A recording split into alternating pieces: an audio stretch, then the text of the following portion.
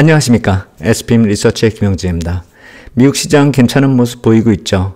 국채 시장은 조정의 모습을 보이고 있지만 그것이 크게 무너지는 그런 모습으로 이어지는 것은 아니고 그러한 안정된 움직임, 안정된 조정 분위기다 이렇게 봐야 되겠죠. 그런 분위기 속에서 자산시장 전체적으로 괜찮은 모습 보이고 있는데 그동안에 불안하게 움직이던 한국 시장도 이제는 좀 안정 찾는 듯한 이제 상승을 할까 말까 하는 그런 모습이다 이렇게 볼 수가 있겠습니다.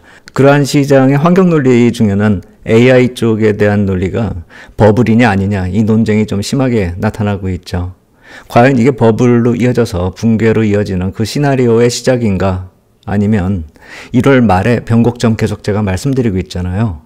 그 유동성 랠리하고 맞물리기 위한 그 흐름의 시작일까 이것도 한번 좀 살펴볼 필요가 있다 이런 생각이 듭니다. 그 어느 경우를 상정하고 투자를 할 때 극단적인 결과가 나올 것이기 때문에 제가 항상 말씀을 드리지만 지금은 멀리 떨어져 있는 시기보다는 시장하고 굉장히 밀접하게 같이 움직여야 되는 시기가 아닌가. 그래서 시장에서 주는 그 시그널도 상당히 우리가 중요하게 인식을 하면서 시장 접근해야 되는 시기가 아닌가. 실질적으로 시장도 그렇게 반응하고 있기 때문에 투자자 역시 마찬가지로 시장 참여자 역시 마찬가지로 그렇게 접근을 해야 되는 시기가 아닌가. 좀 피곤한 시기다 이렇게 말씀을 드릴 수 있겠습니다.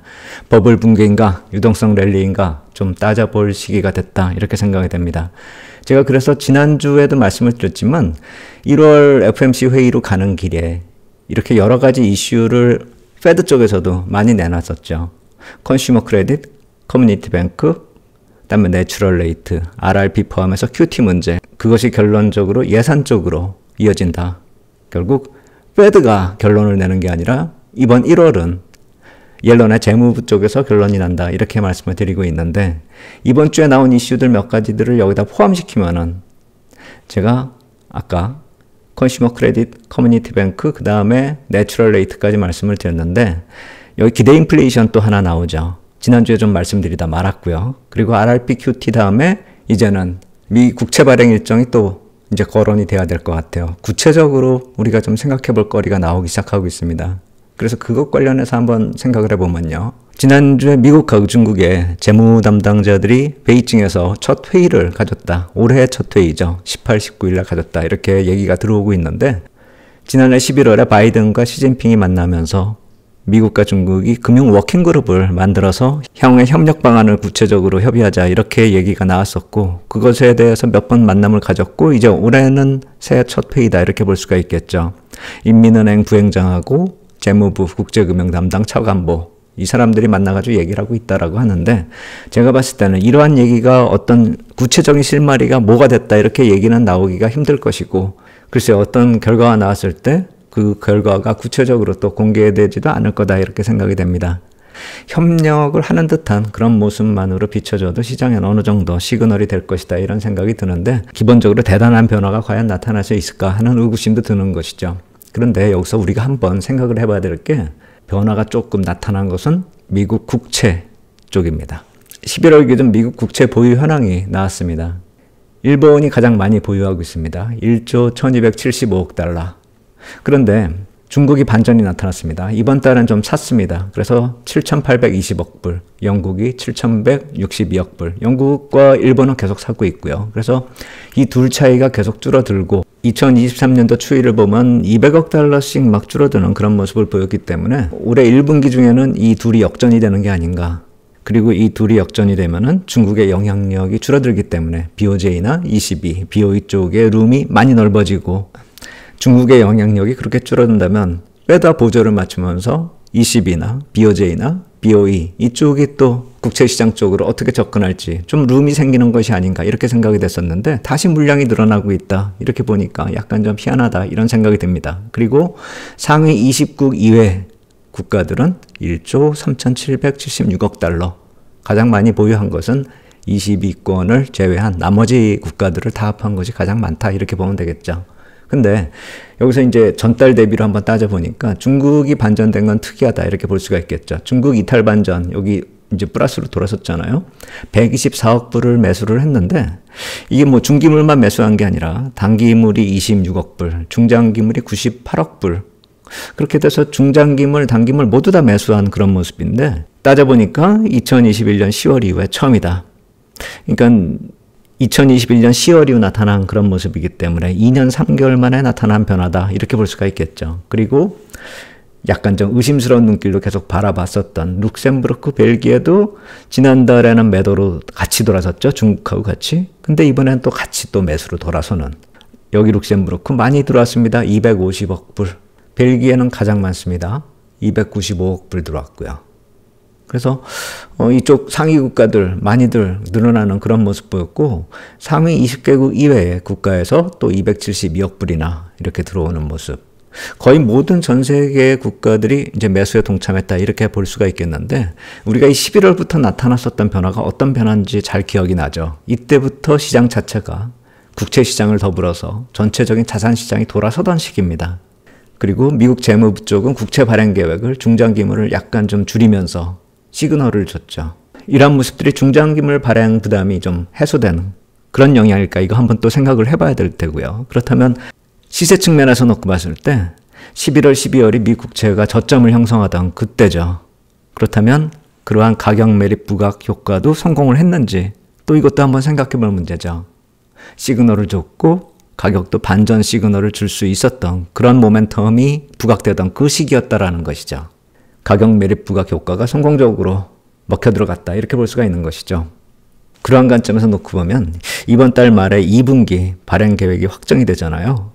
그런 미국 국채 발행 이슈가 좀 구체화될 수 있는 시기가 이제 다가오고 있다 이렇게 봐야 될 것 같아요. 얼만큼 증액할 건지 또 이번에도 중장기물을 좀 부담을 줄여줄 것인지 그래서 단기물이 늘어날 것인지 중장기물이 또 증액이 많이 될 것인지 이것에 대해서도 한번 살펴봐야 될 텐데 아마도 지금 흐름 같으면은 지난해 11월 같은 그런 모습이 또 나타날 수 있지 않을까 그런 생각이 듭니다. 그래서 아까 제가 초반에 유동성 랠리가 시작될 수 있는 그러한 모멘텀이 이달 말에 나타날 수 있는가 그렇기 때문에 이달 말에 또 유동성 랠리의 모멘텀이 발생될 수 있는가 그것에 대해서 관심을 가지자라는 그 얘기를 말씀을 드린 것입니다. 그리고 QT 속도 조절 이거 이미 협의가 진행 중입니다. 프라이머리 딜러하고 재무부 쪽 협의를 이미 하고 있거든요. 아마 다음 주 정도면 윤곽이 나올 거예요. 확실한 결과는 FOMC 회의 지나고 재무계획 확정이 난 다음에 2월 초 정도께 나타나지 않을까 이렇게 예상이 되는데 이미 협의 중이기 때문에 다음 주 정도 되면 시장에 반영되기 시작할 것입니다. 시세로 반영이 되는 것이다 이렇게 보시면 돼요. 내용이 공개된다 이렇게 보기보다는요. 그래서 이러한 요인들이요. 얼마큼 증액이 될지 또 중장기물 부담은 어떻게 될지 QT 부담은 어떻게 진행이 될지 이러한 모습들이 또 수급에 영향을 미칠 것이다 이렇게 볼 수가 있는 것이죠. 우리가 지난 11월에 이 재무계획이 확정이 될 때 그때 회의록 결과를 놓고 봐도 상당히 중요한 결과들이 오고 갔다라는 걸 우리가 알고 있어요. 제가 그때 말씀을 드렸을 거예요. CMB 42일짜리, 그러니까 7주짜리죠. 이 7주짜리 CMB를 벤치마크화 할 것인가 이것에 대해서 협의를 했었잖아요. 결과 나온 거 보니까 거의 만장일치로 동의를 했는데 CMB가 계속 이렇게 주기적으로 벤치마크 형식으로 나타나는 게 아니라 지금도 CMB로 나타나고 있죠. 그러니까 7주짜리 딱 이렇게 표시가 되고 스케줄이 딱 확정이 되어 있는 게 아니라 CMB 형태로 나타나고 있잖아요. 그러니까 거의 만장일치가 됐지만 그것이 현실화돼 가지고 구체적으로 스케줄 되는 데까지는 약간 좀 시간이 있을 듯 합니다. 무엇을 말씀드리고자 하면은 회의록에서 어떤 결과가 나왔다 하더라도 바로 시장에 반영이 되진 않더라도 그것을 점차 반영을 시킬 것이다. 이건 알 수 있다라는 것이고 그러한 중요한 얘기들이 실질적으로 거론이 될 만한 시기가 이번 달에도 이제 시작이 되고 있다라는 그 말씀을 드린 것입니다. 11월에 어떤 얘기가 오고 갔는지 그걸 살펴보면 텀 프리미엄 그때 그 당시에 시장에서 많이 거론이 됐었잖아요.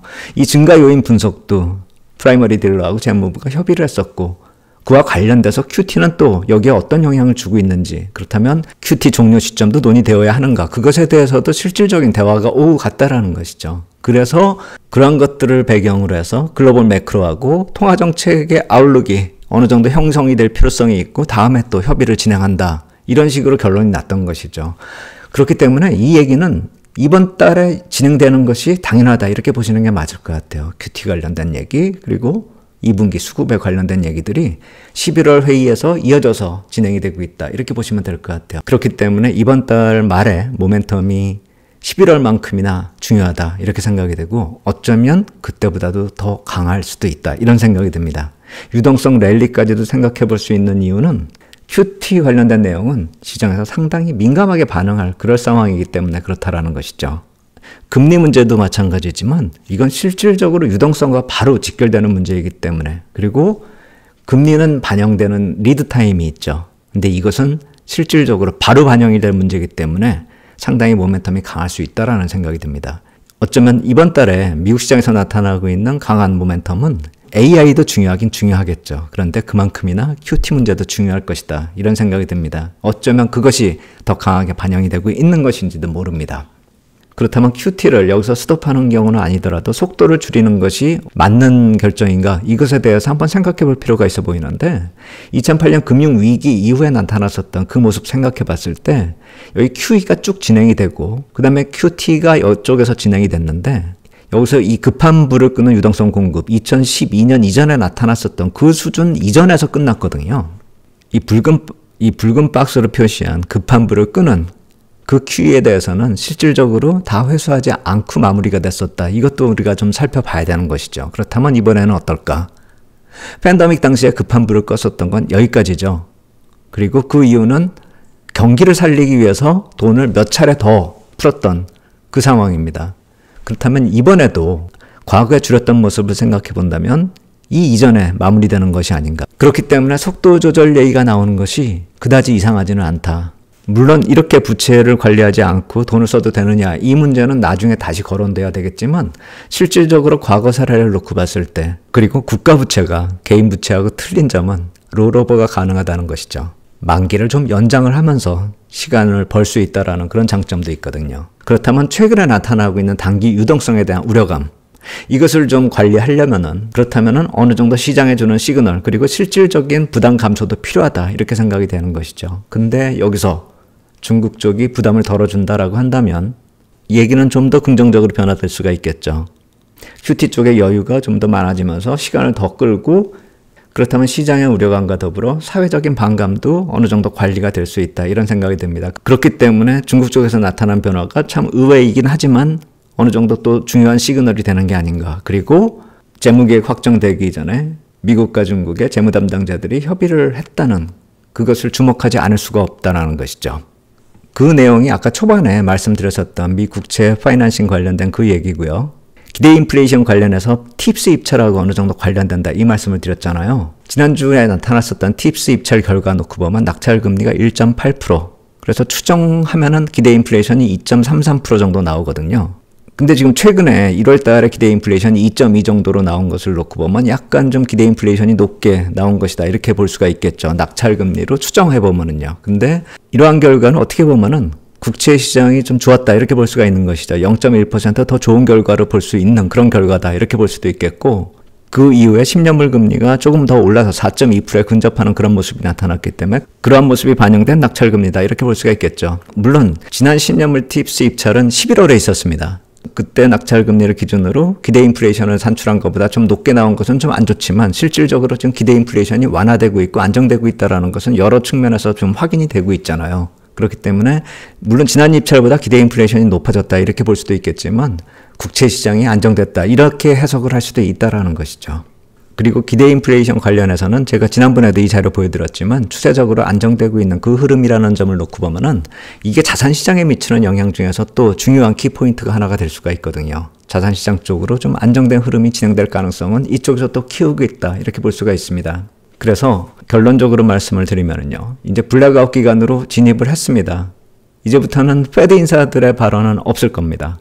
그리고 입찰들도 중요한 것이 다 거의 마무리되고 있고, 이제 남은 것 중에 약간 부담이 될 수 있는 건 24일에 5년물 입찰, 이게 좀 주목이 되고 있다, 이렇게 볼 수가 있겠는데, 현재 상황으로 놓고 보면은 주의하는 정도로 넘어가지 않을까, 이런 생각이 들고, 중요한 내용들이 22일에서 26일 사이에 또 시장에 반영이 될 수 있다라고 생각이 됩니다. 아까 말씀드린 그런 프라이머리 딜러와 재무부 사이의 얘기, 그리고 미국과 중국 사이의 얘기, 그런 구체적인 얘기가 나오려면 시간이 걸리겠지만 이때 시장에 반영이 되는 중요한 내용들은 구체적인 내용이 2월 이후에 공개될 것이다, 이렇게 생각이 됩니다. 하지만 이때 반영되는 모습만으로도 어느 정도 짐작은 가능할 것이고, 대강 지금까지 나타나고 있는 모습으로 놓고 봤을 때 어떤 방향으로 갈 것인지에 대해서는 어느 정도 짐작이 가능하다, 이렇게 생각이 됩니다. 그래서 BOJ 쪽, ECB 쪽, 이쪽에서 어느 정도 보조를 맞추는지도 관심을 가지고 볼 필요가 있다는 것이고, AI 버블 쪽은 나중에 또다시 말씀을 드리도록 하겠습니다. 참 묘한 시기가 됐습니다. 지금 AI 쪽 얘기가 시장을 뒤덮고 있죠. 그런데 시장 내부를 보면 유동성 관련돼서 아주 중요한 내용들이 진행 중이다. 이거 역시 마찬가지로 놓치면 안 될 것입니다. AI 버블이 과연 터질 것인지, 붕괴될 것인지 아닌지, 그건 아무도 예측하기가 좀 힘든 일이죠. 그런데 유동성 차원에서 놓고 보면은요, 지금 우려되는 AI 버블이 사상 최대 버블이다 이렇게 볼지언정 그것이 터지려면 이 유동성 흐름이 반전되는 시기에 터지는 것이 아닌가, 그렇게 볼 수밖에 없는 시기라는 점. 최악의 버블인지 아닌지는 후에 가서 판단할 일인데, 최악의 붕괴로 이어질지 그것에 대해서는 좀 더 구체적으로 생각해 봐야 될 것입니다. 최소한 1월 말에 나타나는 유동성 흐름을 보면서 판단해야 된다. 전 그렇게 생각이 됩니다. 버블을 더 키울 수도 있는 그런 모멘텀이 나타날 수 있기 때문입니다. 관련돼서 더 추가적인 내용은 다음 주 중에 다시 말씀드리도록 하겠습니다. 오늘 여기까지 하도록 하겠습니다. 감사합니다.